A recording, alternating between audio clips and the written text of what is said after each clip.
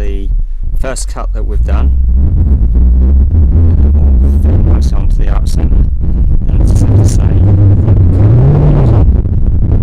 that little thing there is awesome. I really do highly recommend that. So the next thing I'm going to do is we've still got the fake perps to put in. So little bed joints between each stretcher that we do. So we're going to fake the joints in there in a minute. And then after that we've just got the cant to do to obviously follow the detail we have up each jarm, because that will go over the underside of the arch as well. Right, so just had a change of heart just to speed this along a little bit. I've taken the bricks off that I laid, and I've now put a cant stop on both sides, just so that I can do the arch as I've cut it, rather than leave those the cant cut on the reveals to then continue it around here. Just mean I have to cut all those. And I mean, I'll probably do it on the Gothic arches when we do those, but just for this one I think I'll just keep it like that. So we've set out the back arch, and we've set the struts in place there. We just need to put the arch centre on, which we'll do now. So what I'm going to be doing with this is getting some folding wedges to bring it up to the height both sides and keep it level across here as well, so the bricks, when they go across, they're not tipping backwards or forwards. So it's quite essential that we get this level here. So we'll wedge it up, and then I'm going to cut my skew backs both sides, and we'll get the back arch in, and then we can concentrate on the front. So, two questions here. One, how do we get that mark on there? How do I establish that?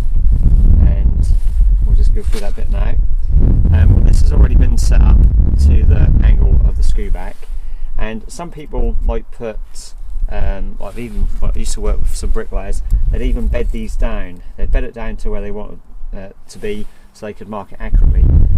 Sometimes we used to put in like a weep hole, because they're like 10mm for a spacer, but we're using we're about a 7 to 8mm bed joint on these. So all I do is I add the 7mm, plus I've got about 7mm perps as well. I'm trying to keep them nice and tight. So I add them both together there, have that space, and then I just mark that point there. Then I mark that up, so that when it comes up and moves back, the space you had there is then put into both joints, and that should give you your angle. Next question. You see here, obviously we know that a closure is always on the corner of a building, and you can see here that this is the reveal. So again, the wall comes through a stop head, so next to that header is the closure. So what is this? Is this going to be a header, or is this going to be a closure? Well, because the opening's finished here, that is the finish of the hoop. This then is, although it's part of the arch, this is going to be part of the wall that goes across. So the answer is, as soon as the opening finish, we forget these. So we'll be back to there. Okay.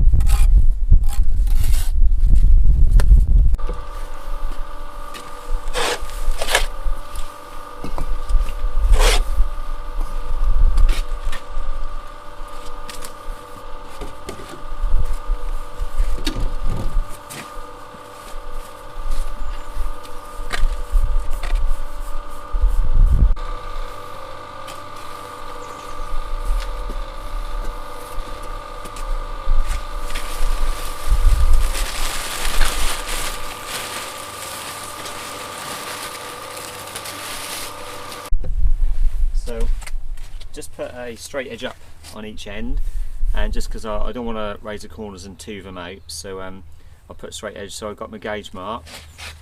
So again, before I laid these, actually what I should have done was what I'm now going to do, which is take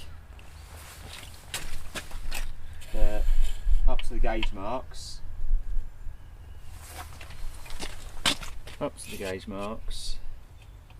and as we've said all along, we want to make sure that this is at the right height. So we take the centre brick out, place it on there, and we can see there that that runs really nicely through. So obviously this top of this course will come through and finish with that, so we'll have a nice bed joint go over the top. So this is set up just how we want it. So we'll now start following our gauge marks, and as we come round we'll radiate from our striking point down the bottom there, and we'll put another line up lower down to keep the bottoms of these bricks in a nice upright face plane. So off we go. So we've got so many lines up now. Got this one to obviously keep the bottom in good face plane. We've got the top one here, which I'm just using as a guide, but I will bring that one down as my bricks start to come over. So I'll probably drop that down now, just down to there. And this again, as we said before, just to make sure that we're running good to our centre point. Right, so here we go. And I am looking at a nice tight joint. So what I want to try and do is get the best joint I can, cut the bottom off because I can't join it up straight away, so I'll fill them in later. But I also want to be getting some mortar on the back, because that back arch, that'd be so difficult to try and get that filled in afterwards. So keep them to my marks there.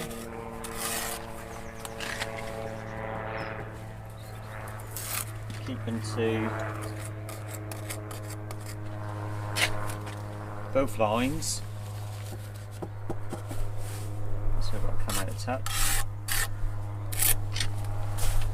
And then all these are really important. That looks quite nice. So again, just keep them to our marks that we've got. Keep them to these two lines. And I have to say that having the other arch at the back there to enable me to fill this joint up, does keep it nice and steady. It's not relying, because if these bricks are a little bit uneven on this face side here, the header side at the bottom, they do tend to wobble around a little bit on your arch centre sometimes. So having this course at the back is really helpful. So again, nice full joint all the way round, and on the top, cut the bottom off a little bit for that back joint.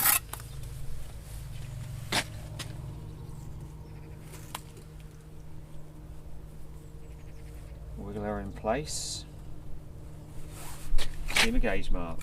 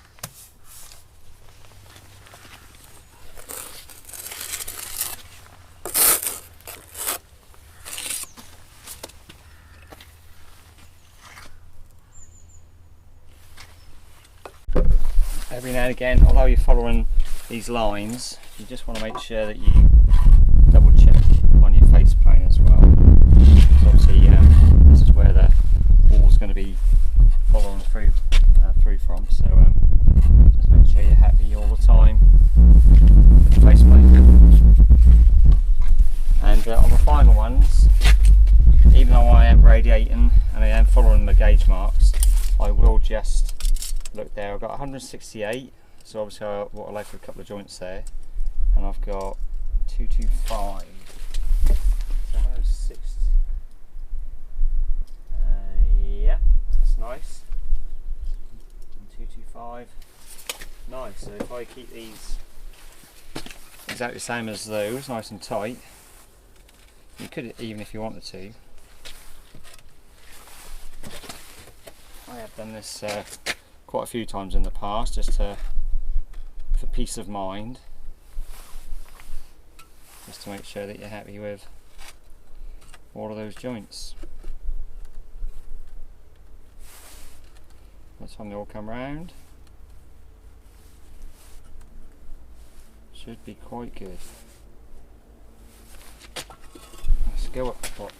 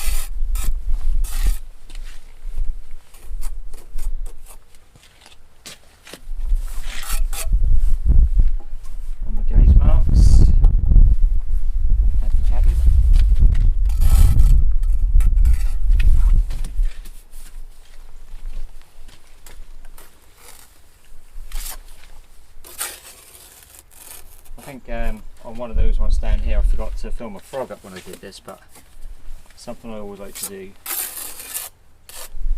Always keep full frogs. That's why when you're actually laying bricks, you laying frog up so the mortar always fills them up, so you get a solid wall. So the same here, if you're laying frog down, you get voids in there, which does obviously affect the strength of the wall, just the same as in the arch here. If I didn't have full frogs in there, you could affect the strength of it as well. This side.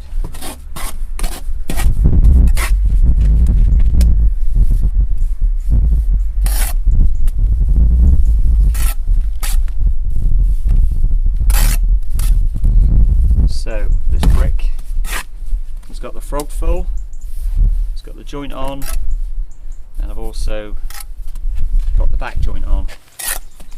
So the back, the joint, and the frog has got in as well. So then we knock her into place. You can feel that feels so good and straight, tight on the arch centre as well, so no mortar fell through.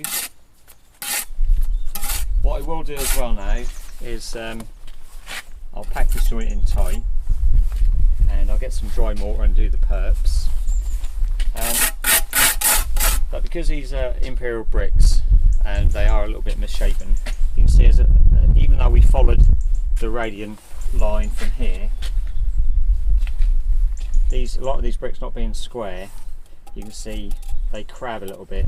So because I want to get a nice joint through there, I will just take a little bit of that off with a mini grinder, just so when the creepers come across, you have a nice joint through. So first cut we're going to do is the bird's mouth, and the way I'm going to do it, you can see I just marked faintly where the joint's going to be.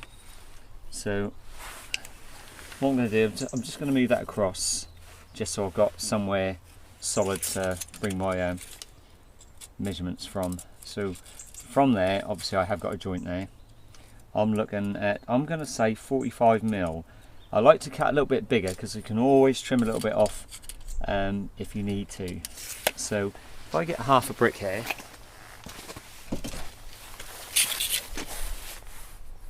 so we just said 45mm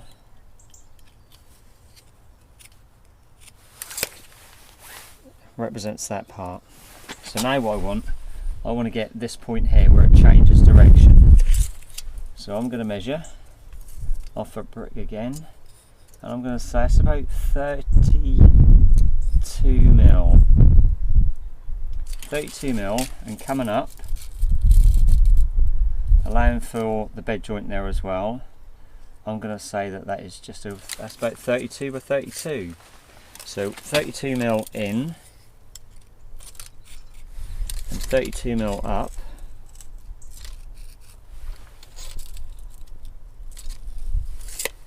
Is where that is going to be cut like that. Now what I normally do is I just get a brick and I'll put it on that bit, because obviously this bit here wants to be 90 degrees. But then what I'll do, just for a double check, I'll measure what I've got here, 90mm. See what I've got there. See, 90mm is a little bit too much for that. I want to be about 80. So that just tells me that this might not be entirely square. So I'm just going to tip that up a little bit.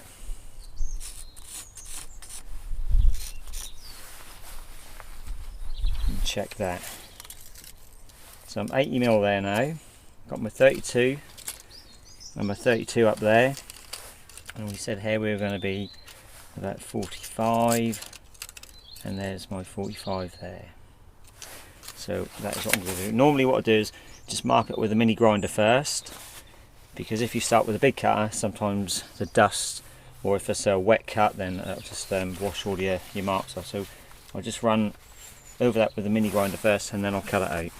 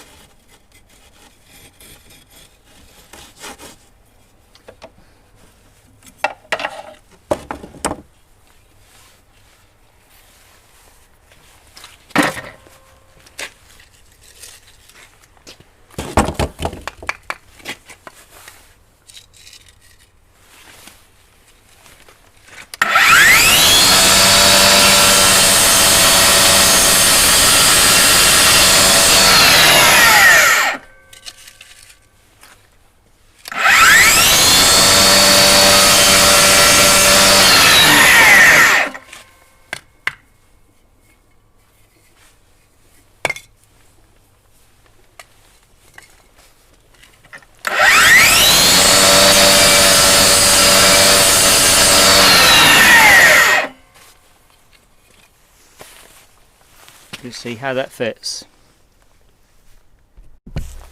So do a dry fit first.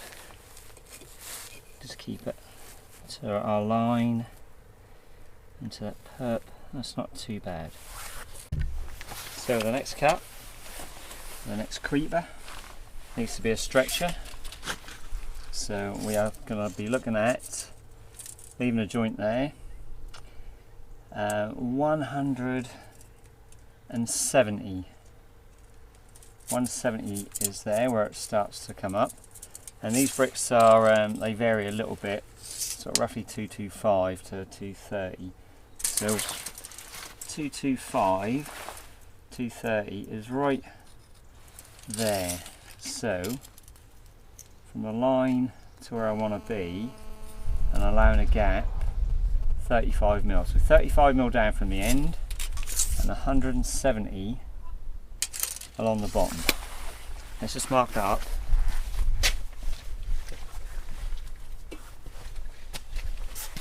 With this brick. So we said we were going to be 30 down here. Just do a double check. 35 we said. 35 mil there. And 170 along this edge. So we'll just obviously draw a line through there, cut that and bring it over. What I should say really is, especially when we used to do these with hammer and bolster before we had cutters, all the cuts would be frogged down. It's the only time you lay bricks frogged down, just because when you're cutting like slivers like that, it's always best to cut out the frog. So it's the only time ever that I'd lay a brick frogged down. So, but because I'm using my DeWalt cutter, I will just run through these. Doesn't matter if they're upside down or not. So we'll cut that, lay it in dry, see what it's like, and hopefully that'll be the second cut. So straight from the cutter, let's try her in place. I quite like that.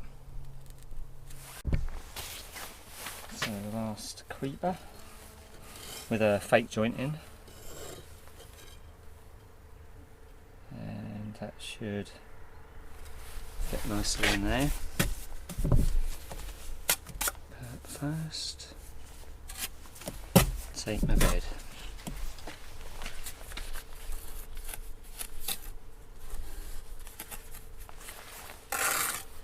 Yeah, this mortar is very unusual. Very gritty and not a great deal of life to it. So you've got to be careful tapping this one down, because if you tap it down too hard, you are in danger of breaking the end there.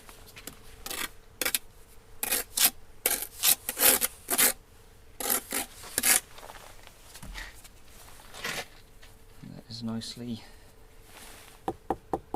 level with the top of the arch. So we'll just do the other side now. Finish these creepers in here, and I'm not sure if we're going to be able to join up because these bricks are so wet.